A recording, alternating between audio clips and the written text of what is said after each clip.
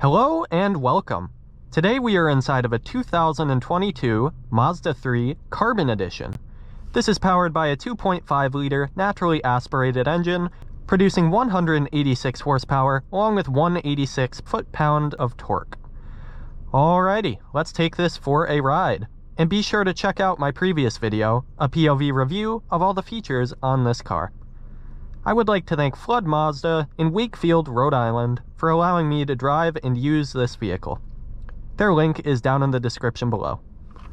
Alrighty, let's go for a drive.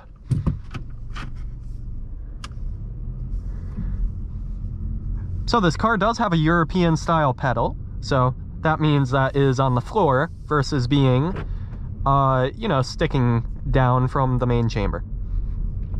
I enjoy that because I personally drive a European car, and it does have that type of a pedal. Alright, so the first thing I noticed, this does have a pretty firm brake pedal. It does not have a very far travel distance. But it is not too touchy, it just has a very short travel distance. Visibility all around this car is very good. It is, although a very sleek and great looking car, it retains very good visibility, along with blind spot monitoring that of course helps with that.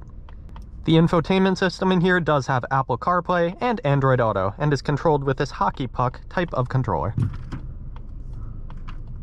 This car does have a heated front and passenger seat, along with some very nice bolstering on this red leather interior. That is carbon model specific. So driving this car on the side streets, it is a very quiet vehicle to drive. Tire noise is very slightly present, but wind noise is basically non-existent, which is great.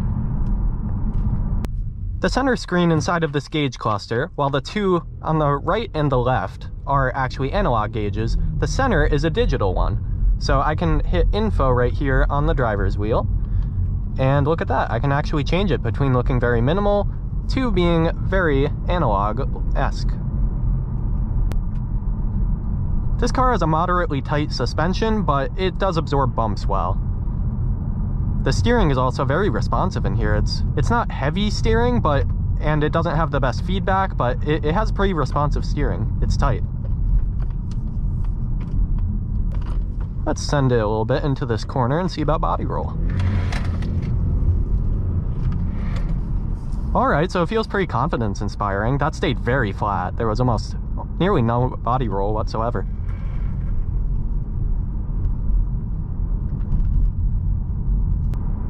This engine is very quiet driving around at cruising speeds, with the 6-speed automatic doing a very good job at keeping it in very low RPMs.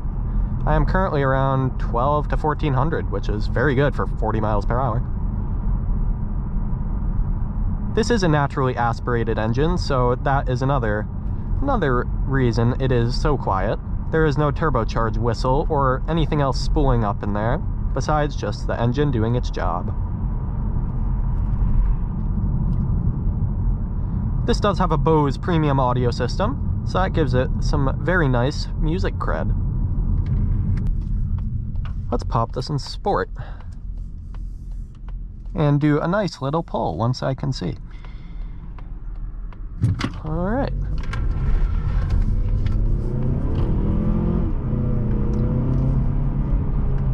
Alright, so the engine doesn't really like to get up to high RPMs very much. I definitely had to put my foot very far towards the floor to get up to around 5,000 RPM, but it felt pretty good once it got there. Yeah, so driving in sport mode in this car basically just keeps it in the gear higher than you would expect. As you can see, it is basically not shifting again. It's stuck around 2,000 RPM, which is fine, but it creates a very grabby sensation. So I'm on the gas, and if I let off, it likes to tug you forwards a little bit. So I will pull it out of sport temporarily, and you'll see it shifts back down. So this car definitely has adequate power for getting around. It pulls itself around nicely. I believe it has a 4,200 gross weight. That'll be down in the description below. And there's very nice padding for both elbows if you were to rest on the center armrest or on the door panel. Let's do a nice little brake test. We'll just jab them. Alright, that feels really good. And let's actually do a nice pull up to 60. So I'll put it in sport mode. Okay, and floor it. A little bit of tire spin, wow. Very nice. Okay, and we are at 60. Okay, that felt great. Really went through the gears nicely.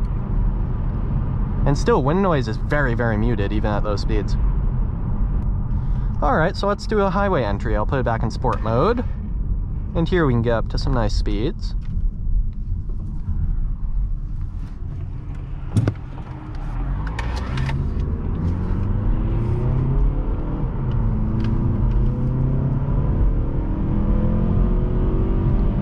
Alright, the engine sounds pretty good at higher speeds. Definitely at high RPMs, it lets it sing a little bit. And let's put it back into sport mode. Put it towards economy.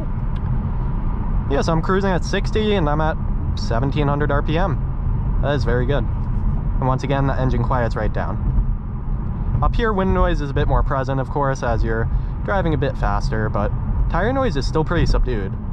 However, on some bumps, it does, they are present. It's not too much of a stiff ride. It makes them moderately soft. It doesn't like shake you around as you're going through them, but it definitely does make the typical noise traveling through the interior every time you do hit said bump. And blind spot monitoring doing its job. And in that center screen right there, when it activates, it'll actually tell you which side the blind spot monitoring has sensed an object on. So that's a nice thing to have. Yeah, so this car feels very confidence-inspiring. I've never driven this vehicle. I've never actually even driven a Mazda before. And I like it so far. Feels straight as an arrow, flat on its feet. Feels great.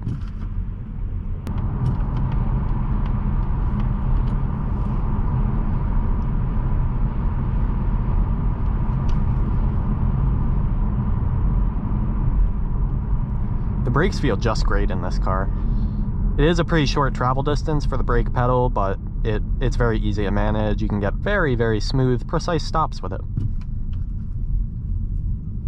And the pedal position is great. I haven't had to adjust my seat much.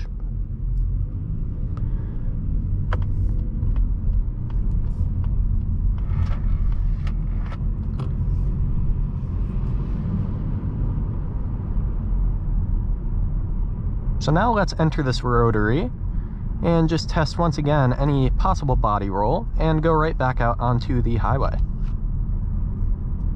Yeah, it feels extremely flat. Doesn't feel like I'm fighting anything. Let's pop it back in sport mode. Do a nice little pull up this ramp. Nothing but traction, nothing but grip. Feels great. And let's see. Really likes to stay in those high RPMs though, which is good in sport mode. Let's do some nice little passing.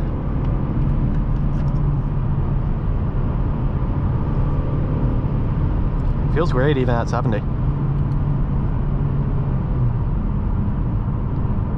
Blind spot monitoring is working effectively.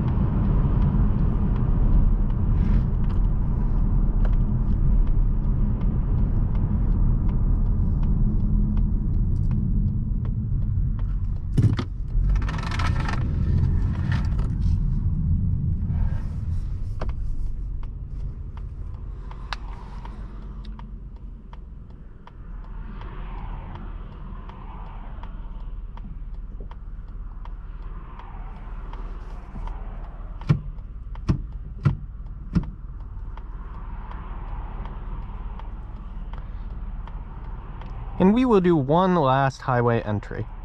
So let's put in sport mode, and let's actually try it shifting our own gears. We'll see how it feels.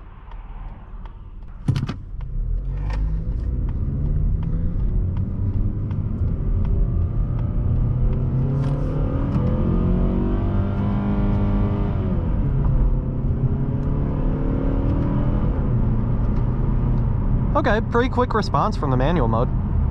Not bad at all.